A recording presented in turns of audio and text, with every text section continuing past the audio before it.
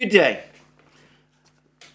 The big news today in the Russian media is the meeting between President Putin of Russia and North Korea's leader Kim Jong-un, which is currently taking place in the Far East. In fact, as I understand, it's just ended.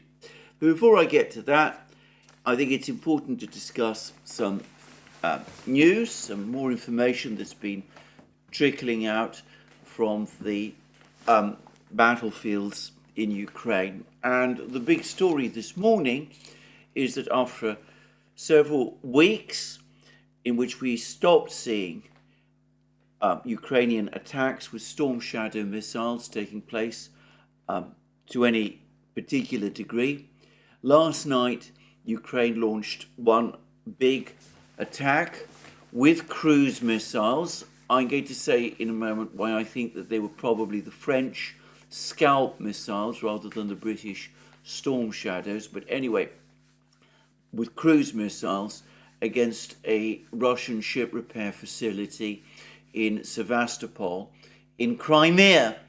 And we have this statement from the Russian Defense Ministry, which provides us with some details as to what happened. Last night, the Ukrainian military fired 10 cruise missiles at the ship repair plant named after Sergei Ordzhonikidze in Sevastopol, and 3 uncrewed boats, these are these sea-launched drones, at a detachment of Black Sea Fleet ships on a sea crossing. The air defense systems shot down 7 cruise missiles. The patrol ship Vasily Bykov destroyed all the unmanned boats. 2 ships under repair were damaged by the enemy cruise missiles. So that's what the Russian Defense Ministry is telling us. Now, there have been a lot of other reports, mostly, I have to say, as always, from Russian sources. They give a few more details. They say that out of the 7 cruise missiles that were shot down, 5 were shot down by the Panzer point defense system. 1 was shot down by an S-400 long-range air defense system in Crimea. And interestingly, 1 was shot down by a MiG-31 fighter jet. Now, I'll say in a short while why I think that is interesting. But anyway, to proceed, 3 got through. And those 3 managed to reach this ship repair facility in Sevastopol, and according to the Russian Defense Ministry, they caused damage to 2 Russian ships. We are not provided with any details as to which ships these were, but rumors say that 1 was an amphibious landing ship, an amphibious landing craft, and 1 was a submarine. How extensive the damage was, we don't know. We also know that 24 people were injured in this attack, though it seems that nobody was killed. Now, in terms of the cruise missile attack, this was, from a Ukrainian point of view, a successful attack. Maybe 7 of their missiles failed to get through, but 3 did, and they did damage, and quite possibly significant damage. There's even some suggestions that the 2 ships that the Russian Defense Ministry say were damaged are in fact write-offs, in which case the loss of the submarine would be a serious loss for the Russian fleet. Having said that, I want to say again, these are rumors, and we can't say with certainty that that is actually the case. Now, what cruise missiles were used in this attack?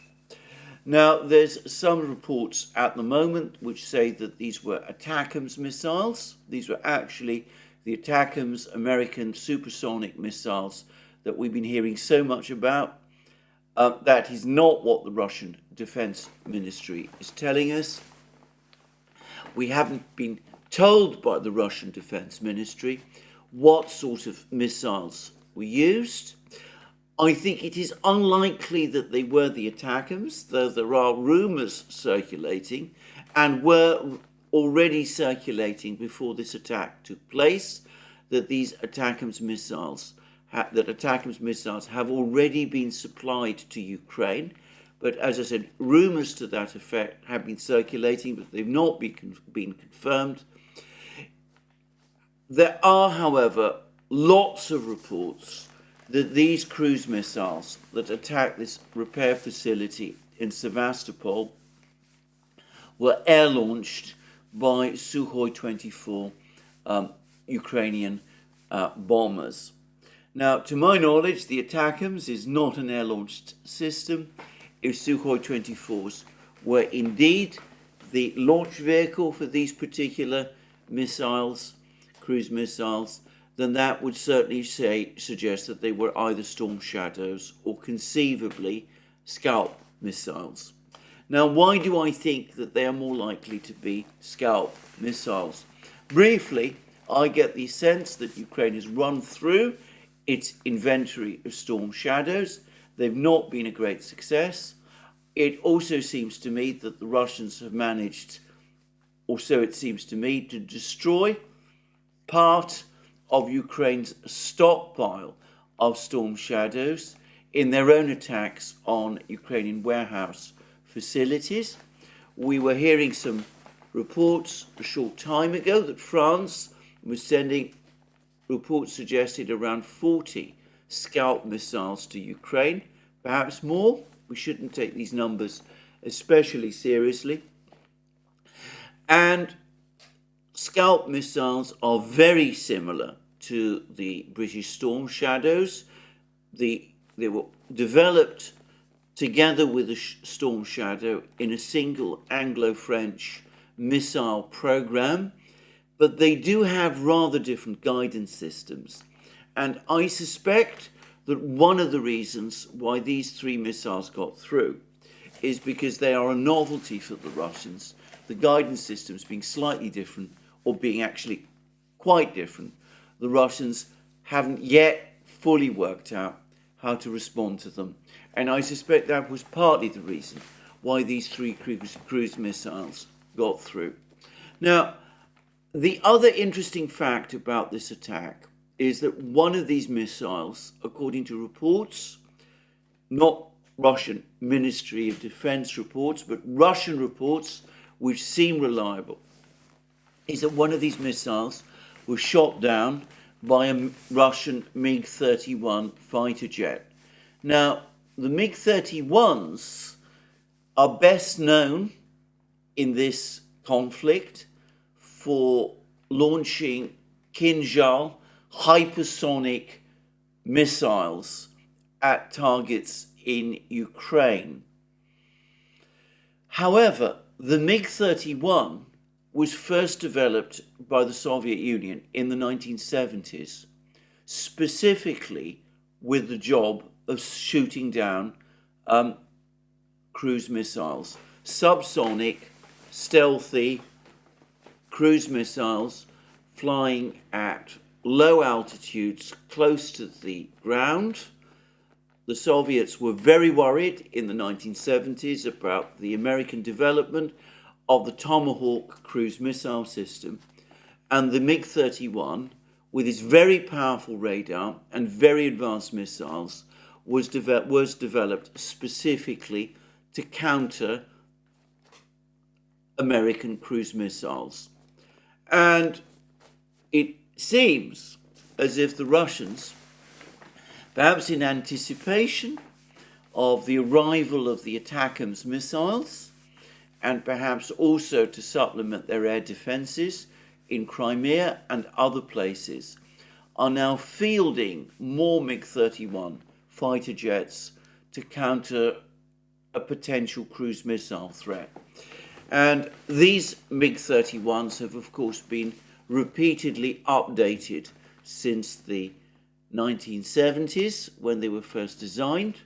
The radar will have been updated significantly, and the MiG-31 now has new, more advanced missiles than it did back in the 1970s and 1980s, but it is still an extremely effective cruise missile interceptor, and that's its assigned role. Now, the fact that one was used is probably a precursor of more of them being deployed to the battlefronts over the next few weeks. And the Russians have a significant inventory of MiG-31s, and it's likely, as I said, that we will be seeing more of them being used in this way over the battlefronts, and I suspect that they will also be used to defeat the ATACMS missiles when they appear. Now, Brian Boletic has discussed at length in his latest program the ATACMS missile. He's talked a lot both about its capabilities and its limitations. He's far more knowledgeable about this missile than I am, and I'm little to add to what he says. I agree with him that it is not going to be a game changer. But I will say that it does have one advantage over the Storm Shadows and the Scalp missiles and the Taurus missiles that Ukraine hopes to get from Germany.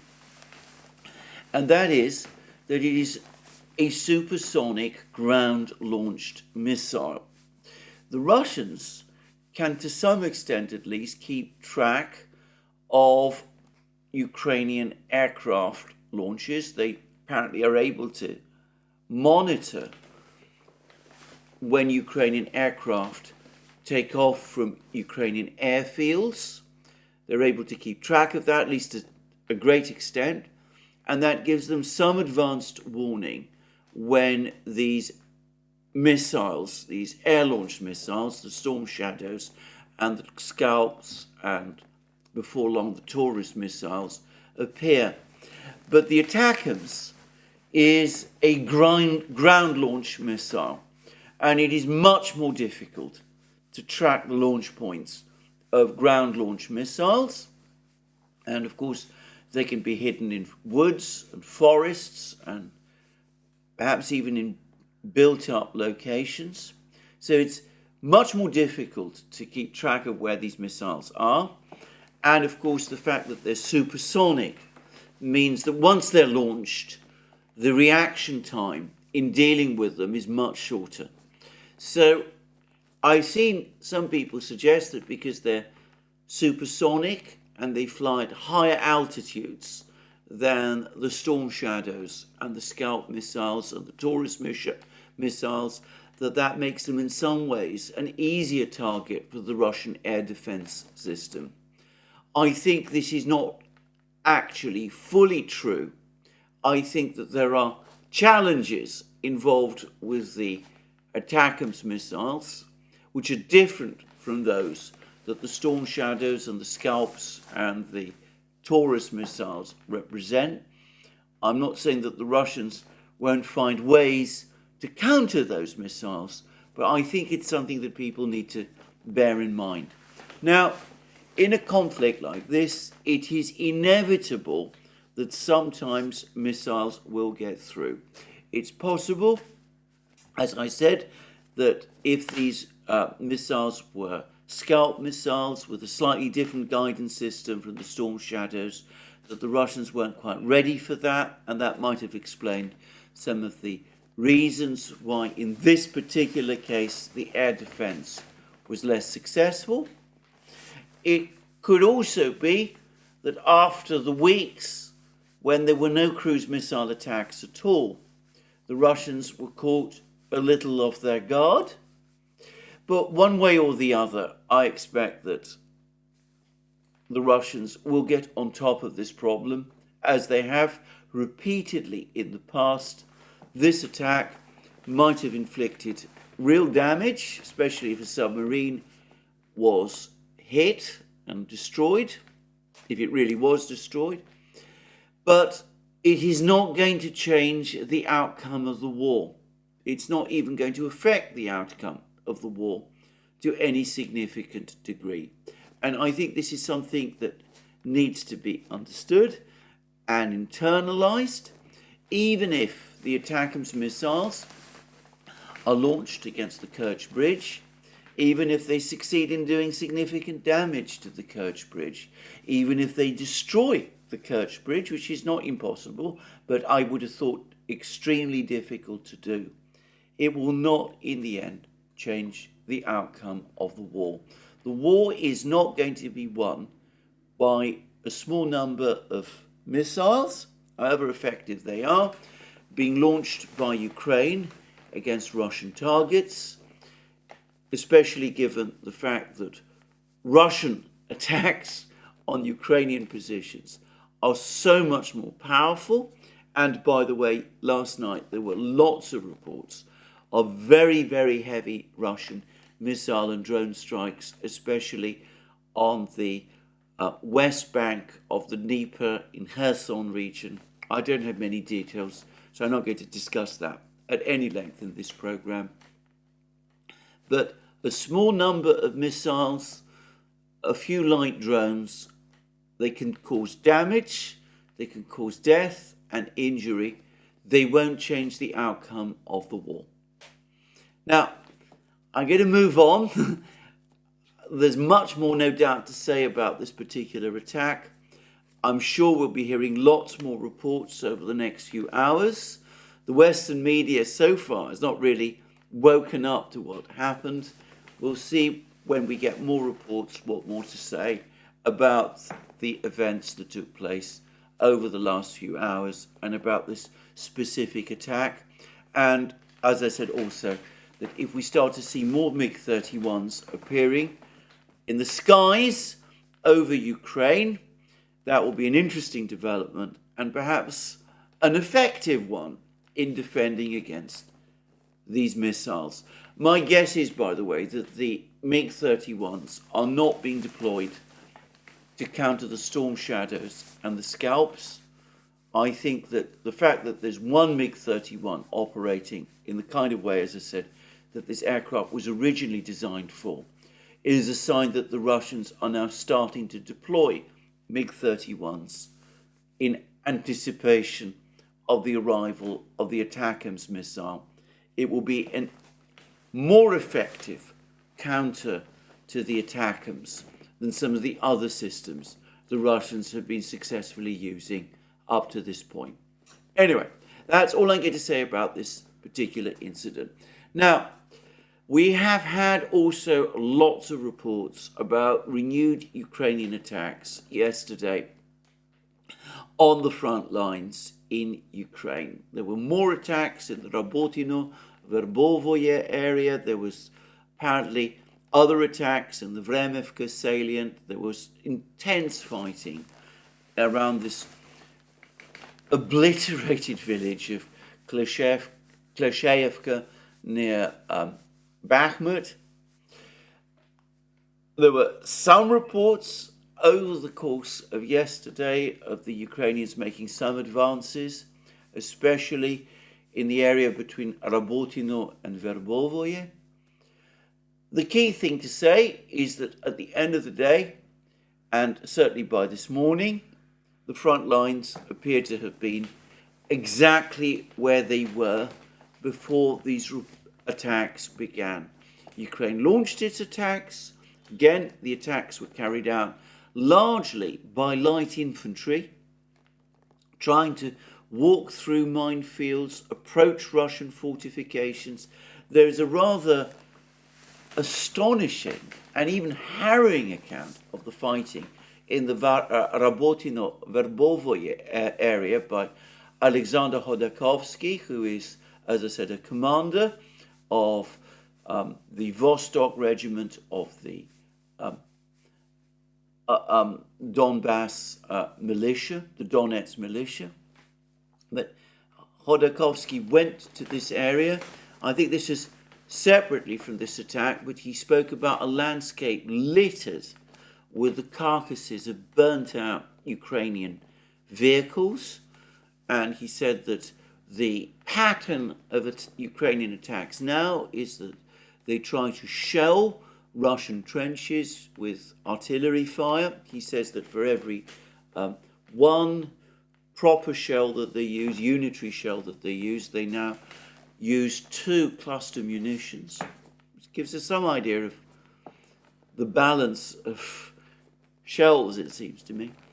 And then they launch the light infantry, basically running towards the Russian positions, hoping to reach them quickly. This is very similar to what Brian Beletic said months ago about the tactics that the US had developed in order to defeat the Russian battalion tactical group with its heavy artillery, that you try to rush rapidly towards the Russians, hoping to get through, pierce the artillery umbrella behind which the Russians operate, eventually arrive at the trenches. Extraordinary amount of fighting that takes place, hand-to-hand fighting, briefly takes place at the trenches. Khodorkovsky suggests that on far more occasions than not, the Ukrainians are repelled. Eventually they bring up more troops, they repeat the whole exercise, they attack again and again and again. Eventually, sometimes the Russian fortified positions are completely destroyed. The Russians then pull back, as they've done in Rabotino, but it seems by only a few meters, and the whole cycle repeats itself. Anyway, the key thing to say is that this seems to have been another such day, yesterday, and the outcome of all of this is that at the end of the day, the Ukrainian forces were left essentially where they'd started. The Russians still control the heights in the Rabotino, Verbovoye area. Ukraine has failed to break through and capture Verbovoye. Most of Rabotino remains in the grey zone. In other words, it's controlled by neither side. The same seems to be true of Kleshayevka. Ukraine has made no breakthroughs, no significant advances. Its offensive further west in Pyatikhatki has come to a total stop. The same seems to be the case in the area of the Vremivka salient. And yesterday I talked about a Ukrainian attack in the Avdeevka area towards a village called Opitnoye, and reports coming through over the course of the day suggested that that attack ended in complete disaster, that a whole battalion of Ukrainian Marines was deployed to carry out that attack, and that 80 of these men from this battalion, that's perhaps a fifth of the whole total of the battalion. Anyway, 80 of them were either killed or wounded, and the battalion has been so severely affected that it's had to be withdrawn back and reconstituted in the rear, so that the Opitnoye attack seems to have ended in a complete debacle. And that remains now the pattern, as I said, in the dying weeks of this offensive before the autumn rains and the mud conditions start to close in.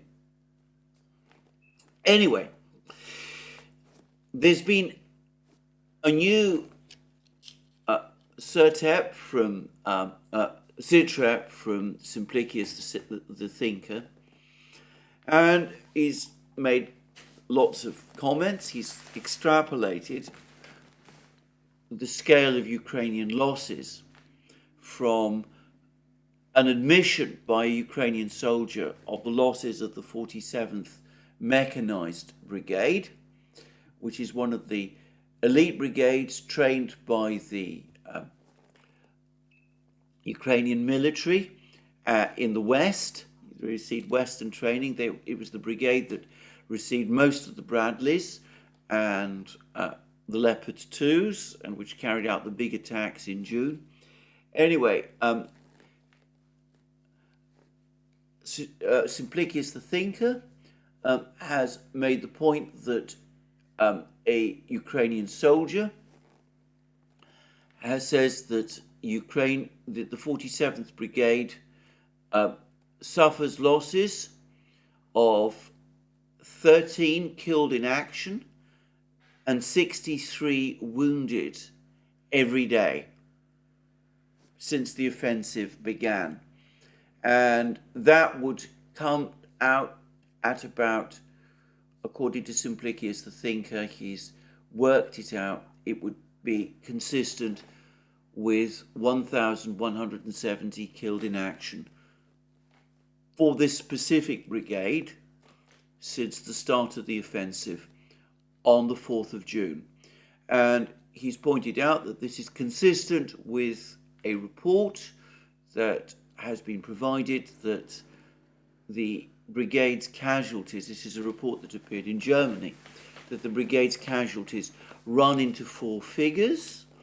And as Simplicius the Thinker has correctly pointed out, this brigade probably started with a force of around 4,000 men, and it's been utterly devastated. Anyway, Simplicius the Thinker extrapolates from this, and he says extrapolate those 13 killed in action per day losses to the 10 to 15 brigades operating just on the western Rabotino front, then add the Donetsk-Bakhmut fronts, Staromayorsk and Kupiansk front, and it easily comes to 500 to 1,000 killed in action per day. That's for the Ukrainian military. Now, I think that again may be going too far. It seems to me that the 47th Mechanized Brigade has probably suffered heavier losses than most other Ukrainian brigades have suffered over the course of the fighting. It was particularly badly damaged in the June fighting. So it's likely that it suffered a heavier loss rate than any other brigade Ukrainian brigade participating in this offensive. But that Ukraine is suffering very heavy losses indeed, probably in the hundreds of men killed every day. Well, there have been multiples of reports now in the Western media which effectively confirm as much.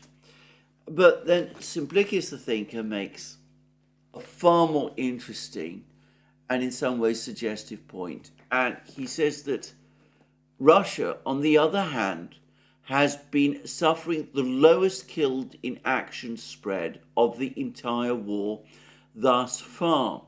The latest from Media Zona, which meticulously tracks obituaries. And then he has a graph and from Media Zona, and that gives us a picture of Media Zona's track of Russian losses. And bear in mind that this is based on carefully prepared information, based on obituary notices, funerals, those kind of things. Media Zona is the organisation that works together with the BBC to track Russian losses. And I've said in the past that I have found their methodology to be sound. And Media Zona's graph shows that the heaviest Russian losses were in March of last year, February-March last year, that's to say, in the first weeks of the special military operation. And then there was another very big spike in the middle of the winter. And that almost certainly was connected with the Bakhmut, the Battle of Bakhmut, the start of the Battle of Bakhmut, the Russian advances in the Bakhmut area, the capture of places like Klishayevka and Kurdyumovka and Opitnoye, the Opitnoye near Bakhmut and Berhovka and all of these Paraskovyevka and all these other villages that we saw take place. It was also a time, by the way, that the Russians launched an unsuccessful attack towards Vuhledar. But anyway, there was a spike in Russian casualties in the middle of January. Of course, many of these casualties would have been Wagner troops, and a lot of these casualties would have been convicts put together by the Wagner organization, by Prigozhin, brought into the Wagner organization by Prigozhin, and sent into battle in the Bakhmut area with only minimal training. But anyway, since that peak in January,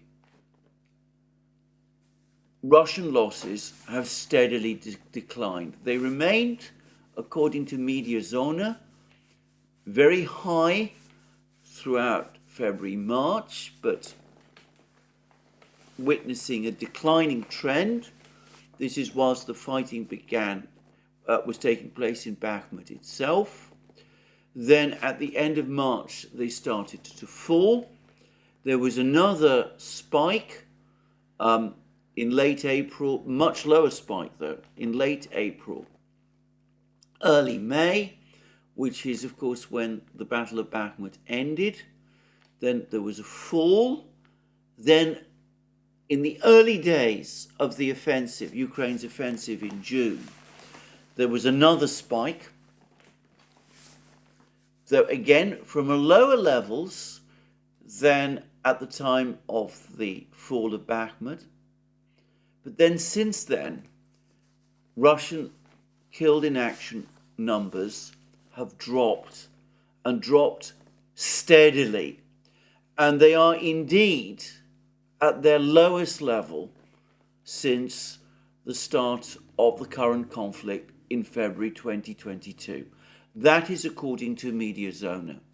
At the end of July and through August, they have fallen fast, and apparently over the course of September, they have continued to fall. And this, whilst the Ukrainian offensive is underway, and even as Ukrainian losses appear to be spiking. Now, in a recent program, I said that the state of the offensive, the way in which the offensive is happening at this particular time, it's beginning to resemble more killing fields than anything else.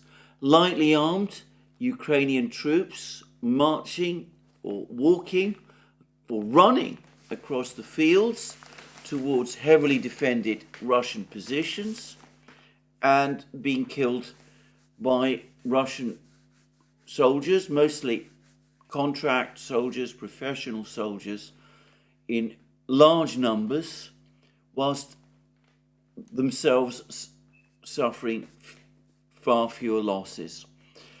And I'm afraid these figures from Media Zona appear to confirm this picture. It is a harrowing picture. It is the reality, or so it seems to me, of the war, of the state of this current offensive. It gives us a sense of the reality of this offensive and of this war at this particular time. Russian casualties are declining, even as Russian numbers of Russian troops are increasing. Ukrainian losses, by contrast, are climbing. And I noticed that Ukraine's new defense minister is now talking, apparently in all seriousness, about Ukraine. It would be good for Ukraine if boys of 16 were to enlist in the Ukrainian army. Something which I have to say, I find a chilling comment. And Simpliski, as the thinker, puts some figures on this. It shows that for August, Ukraine is averaging 70 casualties per week, with September seeing even a fraction of that. That's about 10 casualties per day they're picking up. That's dead and wounded. That's for the entire Russian armed forces. Ukraine is seeing more casualties from a single battalion out of their 50 to 70 remaining ones. And he says it's a gobsmacking level of disparity, and it is in fact consistent, as Simplicki as the thinker says, with a 10-to-1 kill ratio. And he says Russians are literally, this is Simplicki as the thinker's words, Russians are literally sitting back and shooting ducks in a barrel as Ukraine fruitlessly trucks across open fields and gets annihilated by artillery. Well, they're not always even in trucks. As I said, sometimes they're having to run across the fields in the way that Khodorkovsky has described. It is one of the most appalling wars, one of the most appalling situations, one of the most horrifying situations that I've ever heard of in war, and it is going on day after day, week after week, and apparently Ukrainian political leaders and Western political leaders demand and expect that it must continue like that until the autumn rains close in and make further advances impossible, at which case it will be possible quietly to call the entire offensive off without admitting that it has failed. Now, Simplicki the thinker also goes into great detail about the fact that even as these Ukrainian losses are mounting, Ukraine is also losing large numbers of men who are essentially giving themselves up to the Russians, are letting themselves be taken prisoner. Well, I've discussed that in previous programs. I'm not going to revisit that topic. And anyway, that's the situation, it seems to me, on the battlefronts. Now, there's been a lot more about the Russian mobilization. As I said, Putin yesterday spoke about the fact that around 270,000 men have signed contracts with the Russian military. The Russian military is growing in size. There's been a point made that this is the Russian professional, long-term contract military. And Simplicki the thinker and others are suggesting that the Russian plan isn't so much to increase the total size of their army in Ukraine, which currently stands at around 420,000, according to Ukraine, but rather to replace a lot of the reservists that were called up last year with full-time contract soldiers. Now, that may very well be true. It would be consistent with what the Russians are doing.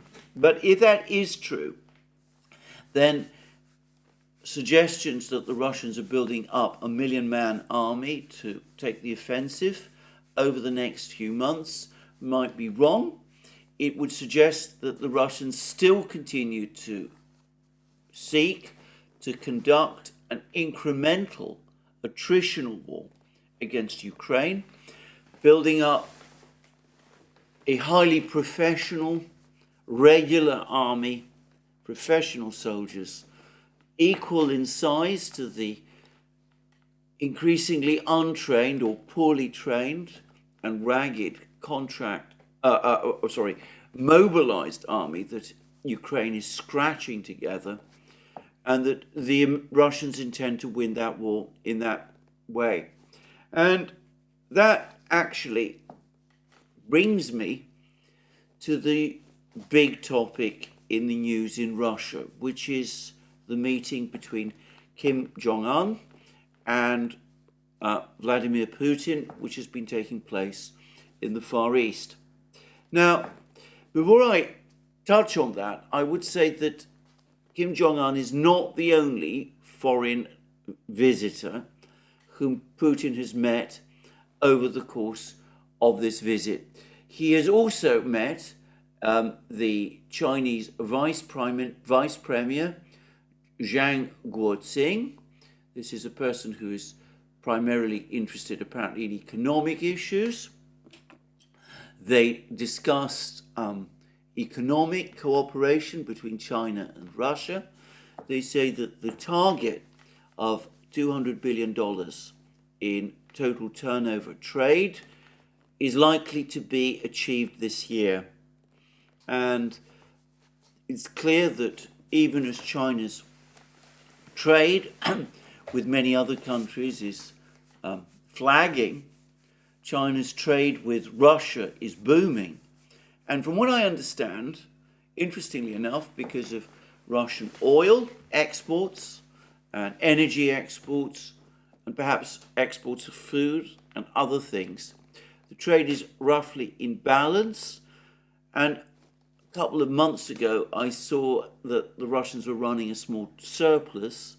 I'm not saying that is the case any longer. But anyway, that's the situation in economic relations between Russia and China. I am fairly confident, however, that Putin won't just have met with Zhang Guoqing simply to discuss economic issues. He's probably taken this opportunity to brief the Chinese in person about the forthcoming meeting with Kim Jong-un, in which the Chinese will be very interested. And he's also probably discussed his own forthcoming visit next month to China, where he will, of course, be meeting with Xi Jinping. And that looks like being an important summit meeting that is being prepared carefully by the Chinese and the Russians in advance. So, lot to keep an eye out there in Chinese-Russian cooperation. But in the meantime, it is the meeting with Kim Jong-un which is attracting the attention. Now, Putin took Kim Jong-un on a tour of the Vostochny Cosmodrome, the new space center that the Russians have built in the Far East. This has been a colossal and very expensive program, which in my opinion has drained funding out of the space program as a whole, and which probably explains some of the difficulties that the Russians have had in their space programs recently. But anyway, Vostochny, the project, seems to have been brought finally to fruition. Space launches are now starting to take place from there on a reasonably regular basis. The Russians are working to create new space rockets like the Angara, which we will no doubt be seeing used more. And of course, it's also from Vostochny that the Russians intend to start launching their new heavy lift systems. Vostochny is a gigantic space center, comparable in scale to Baikonur, which the Soviets developed in Kazakhstan, and which, by the way, the Russians still have a lease on and still use extensively, and I suspect will continue to use. But of course, Vostochny is the more modern space center, and it's got all the modern facilities. And putting aside the question of its cost and possible questions about whether it was a realistic or sensible investment, the fact is it's built and it serves as a marvelous showcase. And indeed, Putin was able to show Kim Jong-un the space center, and he was able to show the Koreans the sophisticated nature of the space center. And we read, this is from the Kremlin's website, that Vladimir Putin met at the Vostochny Cosmodrome with Chairman of State Affairs of the Democratic People's Republic of Korea, Kim Jong-un. Kim Jong-un, by the way, does not have the title of President of North Korea, of Democratic People's Republic of Korea, nor did his father, Kim Jong-il. The title of president is still retained by Kim Jong-un's now deceased, long deceased grandfather, Kim Il-sung, who was, of course, the founder of the Democratic People's Republic of Korea.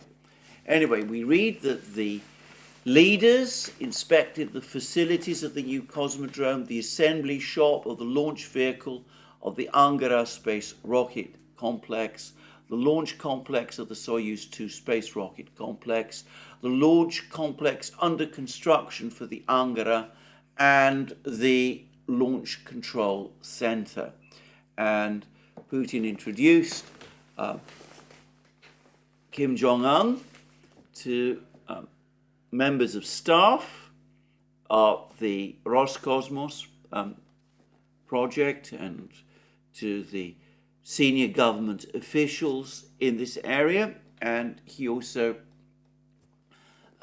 apparently Putin himself visited a local school. But anyway, so this is obviously a showcase, Putin showing Kim Jong-un a showcase, but of course it's also perhaps a pointer that the Russians and the North Koreans intend to cooperate in future in space development. And there was all that discussion recently about the Russians perhaps having provided North Korea with missile technology based on an article by Theodore Postol comparing the Topol-M missile with the Hwasong-18 missile, the North Korean Hwasong-18 missile. It's been, I think, largely accepted that Postol's article is flawed in many respects and that he may have jumped to all sorts of perhaps erroneous conclusions. But anyway, the long and the short of it is that it is likely that Russia and North Korea will be cooperating in space. Before long, we could be seeing a North Korean cosmonaut going up into space from Vostochny. And of course, if you want to supply North Korea with missile technology, or at least with access to missile technology, then having them working alongside you in your space program might be a way to do it. I'm not saying that's the plan, but just saying. And of course, Kim Jong-un, who is very interested in technological matters, he came across suitably impressed. There's pictures of him looking very intently at the complex, the Vostochny complex, and you see him. There's even a film. The Kremlin has even provided a short film of their visit. But of course, it wasn't just a visit to Vostochny that took place. They've also had detailed discussions, and it's about those that I now want to turn to. And I think that I will speak firstly about what the Kremlin says, each of them said. Now, we are not going to have a press conference. Kim Jong-un does not do press conferences, but we have had their introductory comments. And according to the Kremlin, this is what Putin said: "Dear Mr. Chairman, I'm very glad to see and welcome you again in Russia, this time as we agreed at a Vostochny Cosmodrome. We are proud of how this industry is developing here, and this is our new facility. I hope both you and your colleagues find this interesting. But our meeting is taking place at a special time. Most recently, the Democratic People's Republic of Korea celebrated 75 years of its creation and founding, 75 years of establishing diplomatic relations between our countries. Let me remind you that it was our country that was the first to recognize a sovereign, independent state, the Democratic People's Republic of Korea." So Putin is telling Kim Jong-un that we consider you to be a fully legitimate, sovereign, independent state. In the West, that is sometimes denied. There's lots of claims that North Korea isn't a real state or country, that it's some kind of barracks entity ruled over by Kim Jong-un and his family.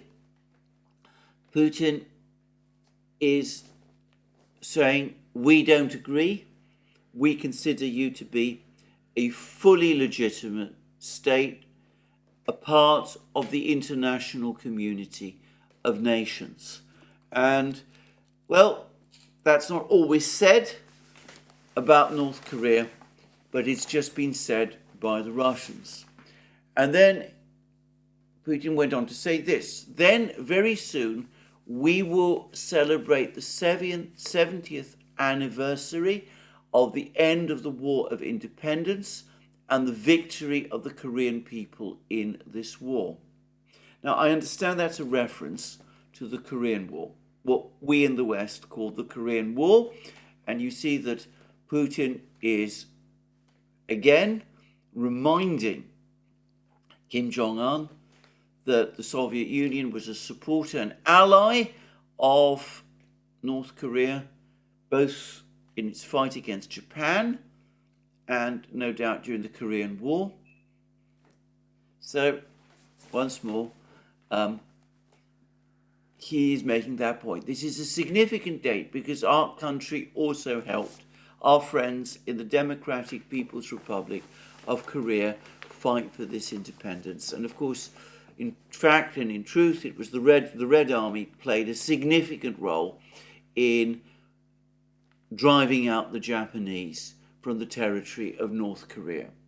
And then he goes on to say, we of course need to talk about issues of economic cooperation, issues of a humanitarian nature, and the situation in the region. We have a lot of questions. I want to say that I'm very glad to see you. Thank you for accepting the invitation and coming to Russia. Welcome. Now note, he talks about economic cooperation, issues of a humanitarian nature, and the situation in the region, the deteriorating situation in the Northeast Pacific, where the United States plans to have joint exercises with South Korea and Japan, and where it is trying to draw these two countries into an alliance against China and, of course, North Korea as well. And again, we see Putin quietly aligning the Russians with the North Koreans and with the Chinese. But note also that he makes no reference at all to military cooperation. Western commentary has been full of stories about Russia importing shells from North Korea and providing the North Koreans in return with missile technology. There's no hint of this in these comments. Anyway, this is what Kim Jong-un said in response. I express my gratitude to you for inviting us despite being busy with governmental affairs. Our visit to Russia is taking place at a very important time, and now the Russian side is receiving our delegation of the Democratic People's Republic of Korea with a very warm feeling. From the first moment we arrived on Russian territory, we could feel the sincerity of our Russian friends. And on behalf of the entire Democratic People's Republic of Korea, I express my gratitude to you and the people of the Russian Federation. And I express my gratitude to you for paying such great attention to our visit to Russia. We were also able to see with our own eyes the present and future of Russia in building a space power. And we are now holding a meeting with you at a very special time, precisely in the heart of the space power, Russia. As you said, the Soviet Union played a very big role in the liberation of our country, as well as in our state gaining independence, and our friendship has deep roots. And now for our country, the very first priority is relations with the Russian Federation. So, even more than China, perhaps, country with which Kim Jong-un himself has not always had an easy relationship. But for Kim Jong-un, China, which of course is not yet, at least, sanctioned to the extent that Russia is, for North Korea, the priority now is building up relations with Russia. Russia can provide technology, it can provide food, fertilizer, machine tools, all kinds of things that North Korea needs to rebuild its civilian economy, its infrastructure base, and of course the United States and the West might not be happy. They might complain that some of this violates UN sanctions, though, as I said already, there are ways around that. But with both North Korea and Russia heavily sanctioned, what realistically can the West do? And for the Chinese, who obviously are most interested in the development of this relationship, it makes sense for the Russians increasingly to carry the water with North Korea. Russia has had a historically good relationship with North Korea. There's never been the edginess that there has been on occasion in relations between North Korea and China. One of Putin's first foreign visits, a fact few people know, one of his first foreign visits as president was in fact to North Korea, where Putin met with Kim Jong-il, Kim Jong-un's father, and Russia can provide North Korea with most of what it needs. We will come very soon to what the Russians perhaps are looking to get from North Korea. Anyway, Kim Jong-un then goes on to say this: "I'm sure that our joint meeting will be another moment to raise our relations to a new level." As you just said, we have a lot of issues to develop relations, including politics, economics, and culture, so that this will help improve the well-being of our peoples. So again, the emphasis is on economics. Kim Jong-un wants to improve living standards in North Korea. He wants to resolve once and for all North Korea's problems with food security and energy. And Putin, of all world leaders, is perhaps best positioned from a resource standpoint to do that. And then Kim Jong-un makes some statements about the conflict in Ukraine, though he's careful not to speak of Ukraine. Now Russia has risen to a sacred struggle to defend its state sovereignty and protect its security in opposition to the hegemonic forces that oppose Russia. Hegemonic forces, of course, refers to the United States, and Kim Jong-un here is using a same label as the one that China uses. And then Kim Jong-un goes on to say, and now we want to further develop relations. We have always supported and support all decisions of President Putin, as well as decisions of the Russian government. Well, that's hardly true. The Russians in the past have, following the lead of China, voted from UN sanctions against North Korea. But anyway, we can put that to one side. And then Kim Jong-un says, I also hope that we will always be together in the struggle against imperialism and for the construction of a sovereign state. Once again, I express my gratitude to you for giving us such an opportunity to visit Russia and also for paying such great attention. And the Kremlin readout leads with Putin responding with a thank you. So, emphasis here in the readout on economic and humanitarian cooperation. Kim Jong-un He's coming to Russia. Obviously, he's interested in science and technology. He wants to upgrade North Korea's industries. This goes without saying. And Kim Jong-un has repeatedly shown that he has an interest in making North Korea more advanced in its technologies. So that we can take as read.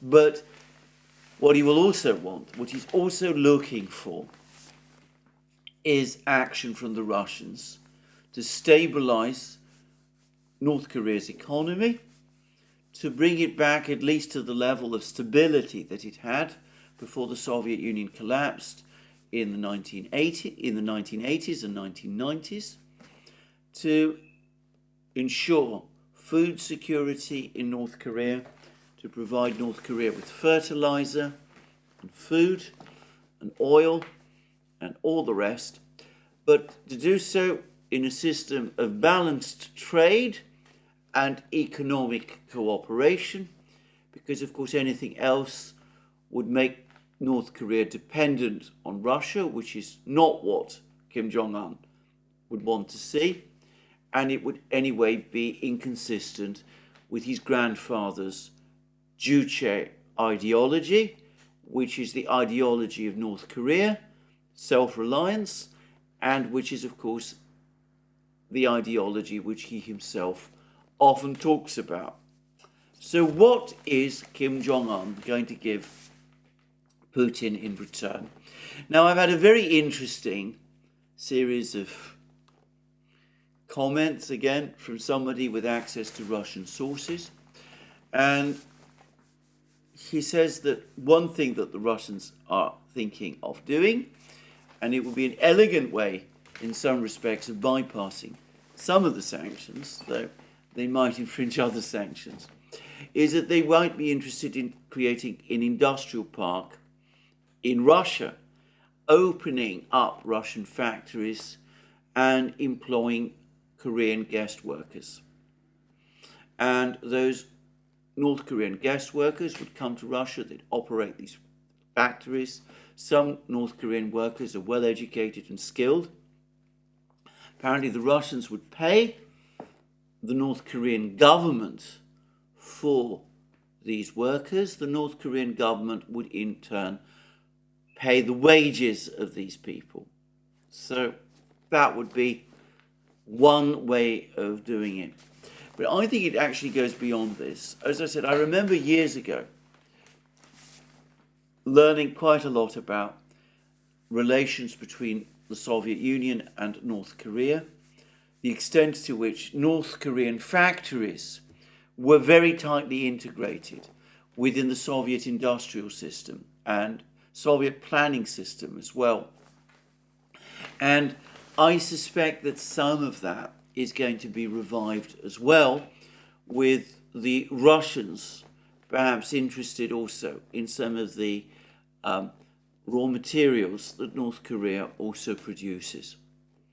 So this could be an interesting economic relationship. It could develop actually quite quickly. Any external investment coming from Russia into North Korea would probably have a significant and fairly rapid impact on the North Korean economy. And as this source has suggested to me, with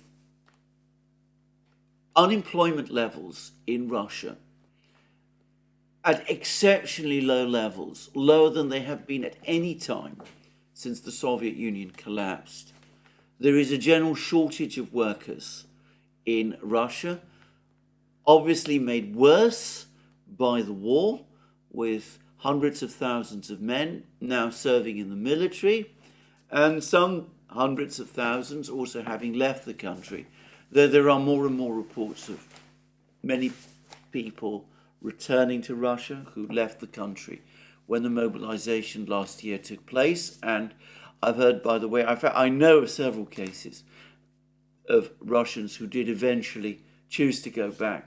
But anyway, putting that aside, that from a Russian point of view, importing skilled labor from Korea, getting Korean factories to produce products for Russian factories might ameliorate this problem, at least to some degree, though I suspect that the Russians will also be looking increasingly to bring in guest workers from Central Asia, as they have done in the past. With the Russian economy booming, with wages rising, with the ruble probably coming to the end of its period of weakness, more about that soon, Russia will, I suspect, become again an attractive destination for guest workers from Central Asia, as well, of course, from Korea. And one area also where reputedly Korean workers are particularly skilled is in construction, and of course, as Putin was talking recently in his various meetings with various officials and public meetings in the Far East, Russia has a very ambitious infrastructure development program in the Far East, and being able to bring in skilled workers from North Korea, some of them apparently very skilled workers, especially in construction, well, that would no doubt help a lot with a lot of this work, and you can see how it might work out.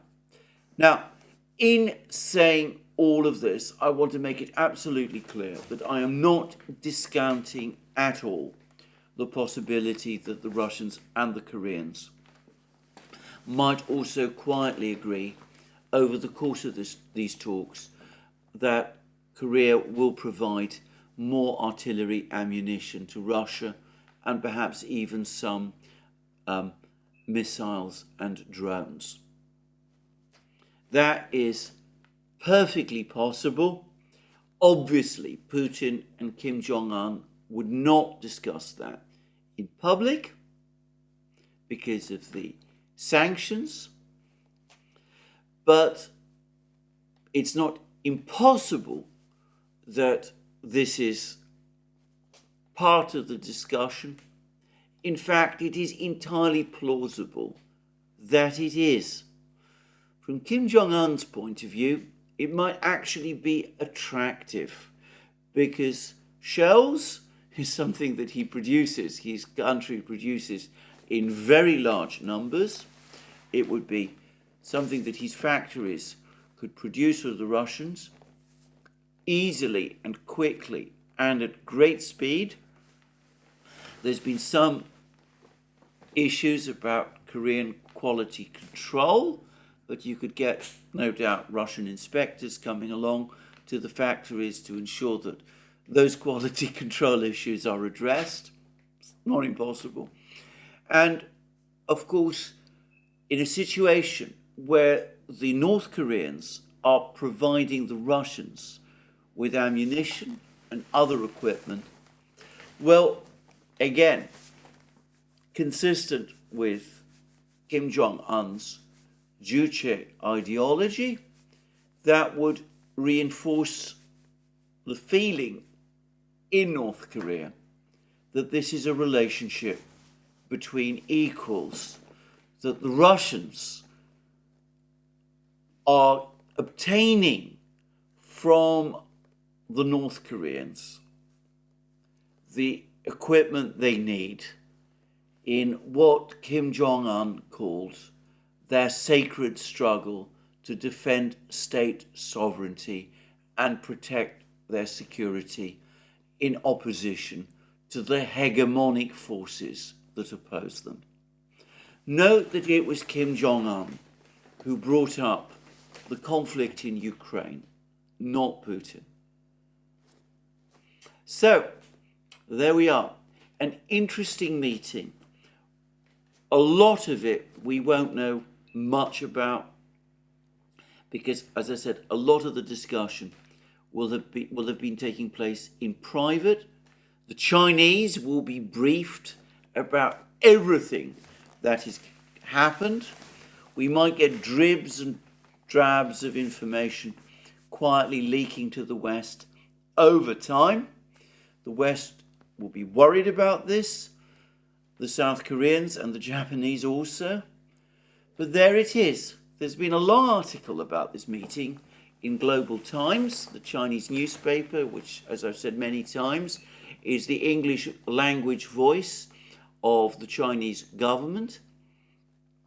And Global Times, which seems entirely content about this meeting between the Russians and the North Koreans, makes the entirely valid point that I myself made previously, that to the extent that there is now a Russian-North Korean rapprochement underway, in fact, strategic partnership in the making is perhaps not too strong a term.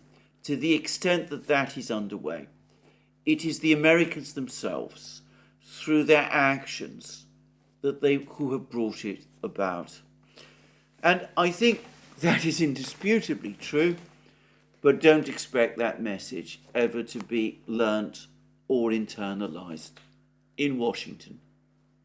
Anyway, there we are. Now, I've discussed this relationship between Russia and North Korea, and of course all of this pertains to problems and issues in the respective economies. North Korea has gradually recovered from the crisis of the 1990s. A few years ago, before the latest round of sanctions were imposed, North Korea's economy was actually growing very fast. The tie-up with the Russians will probably make it resume growth again, but obviously this is a developing thing. I've touched on some of the issues that the Russians are going through, the questions of labour shortage. They seem to feel that the period of ruble weakness is ending. I've discussed the fact that growth in Russia looks like it's going to be, from a Russian perspective, pretty strong this year. It'll be around, well, the central bank says around 2.2%. Others in the economics ministry say 2.5%. But anyway, faster than the Russians themselves had anticipated.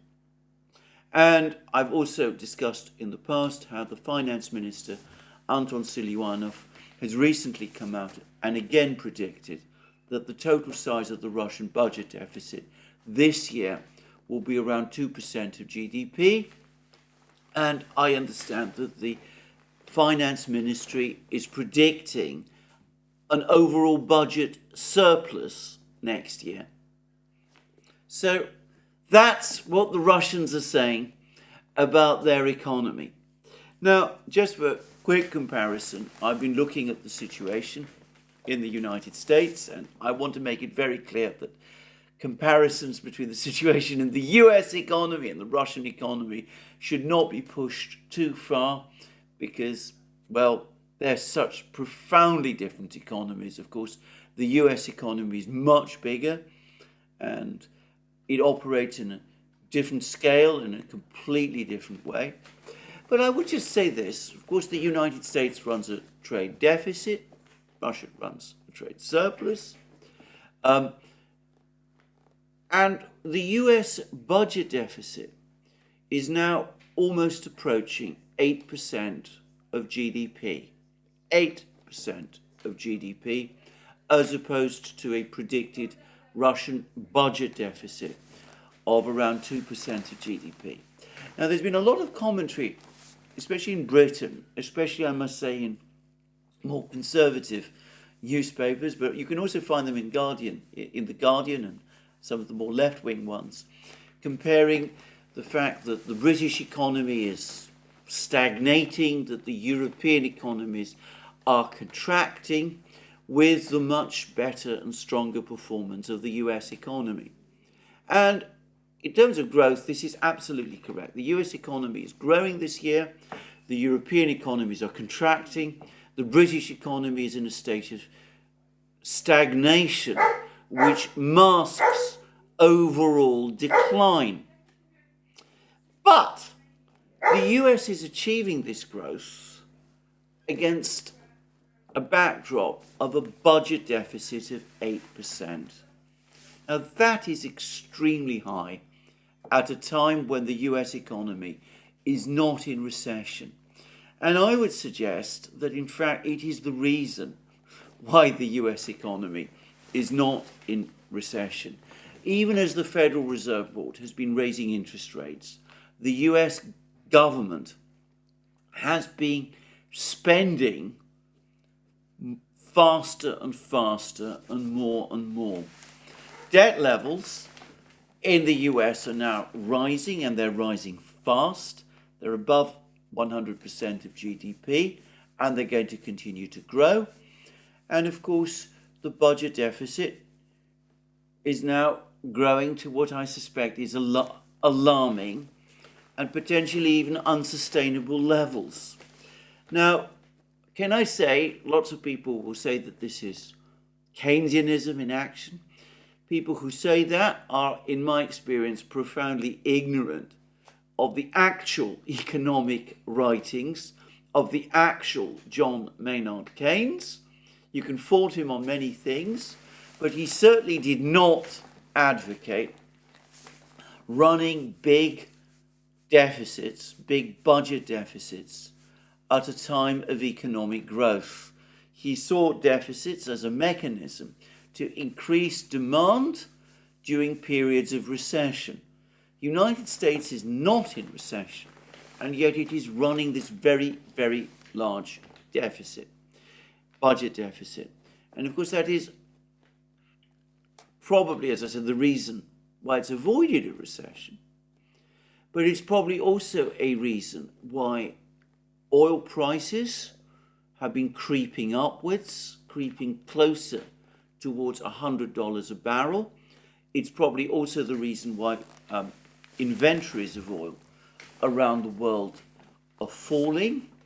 It's likely going to mean before long that the US trade deficit is again going to start rising, because the US government is, through its deficit, putting more money into the economy than it is taking out.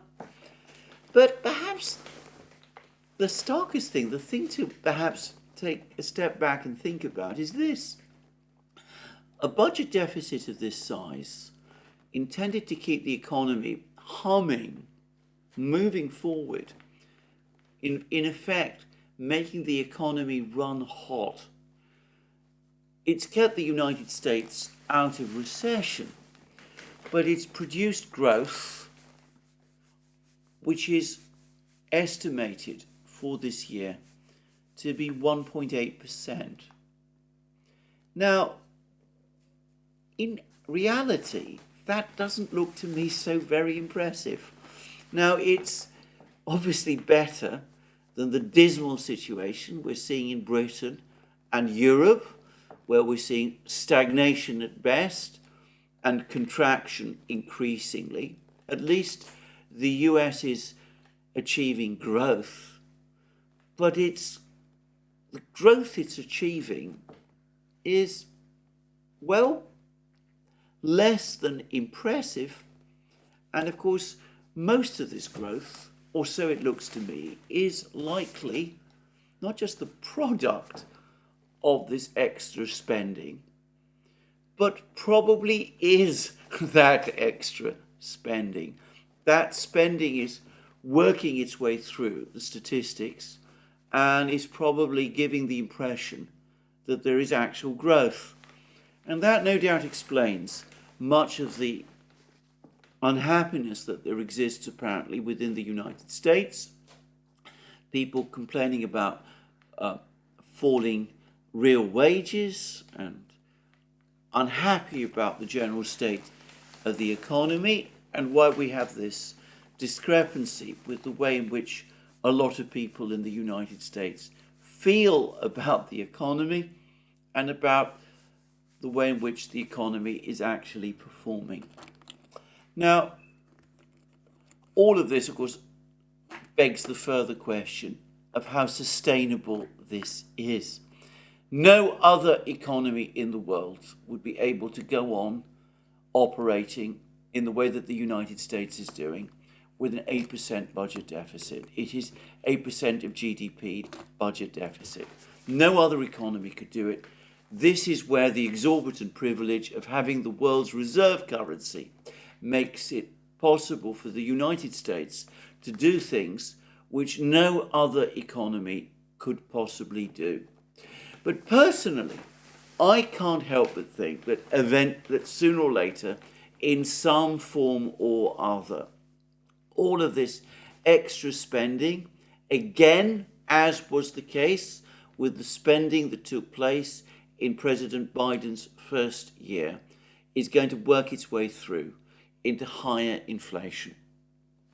Now, we saw that happen with the spending that took place in the first year. We're seeing how oil prices are now rising, less because of OPEC plus production cuts, more because of rundown inventories. And with China likely to start growing faster towards the end of this year, we could very well see oil go well past the $100 a barrel limit, and we could start to see an uptick in inflation, not just in the United States, but globally as well. How Western central banks respond to that, if it happens, I don't know. We'll just have to wait and see. But in the meantime, I want to just finish again by reiterating that last point. All this extra spending, all of this running of the economy hot, all of this, well, historically very large deficit, almost unprecedented in peacetime, delivering just 1.8% growth. It doesn't seem to be impressive. People who are talking about reindustrialization processes happening in the United States are certainly premature. It seems to me there's little to show for it all so far. Anyway, that's where I end my program today. More from me soon. Let me remind you again that you can find all our programs on our various platforms, especially Locals and Rumble. Mind you that on Locals every Wednesday at 1400 hours Eastern Standard Time, 1900 hours London time, I do my live streams on Locals, exclusively to Locals. You can join me there if you wish. And also, please remember that if you want to support our work, you can do so through Patreon and Subscribestar, links under this video. And of course, by going to our shop, you can buy the amazing things that you will find there. Our magic mugs, our hats, our hoodies, our t-shirts, our sweatshirts, all those great things. And before I finish this video, I've just seen a message from a Russian Telegram channel. Don't know how accurate this is, but they say that the submarine in Sevastopol in the ship repair plant facility has suffered only superficial damage, and that the landing craft has suffered more damage, but that all that will mean will be that the repairs will take 2 months longer. Well, who knows? Anyway, just on that note, I'm going to finally finish. Remember, as I said, if you've liked this video, you can tick the like button. You can check your subscription to this channel. There'll be an awful lot more, no doubt, about the Sevastopol attack and other things over the next few days. And until then, have a very good day and speak to you again soon.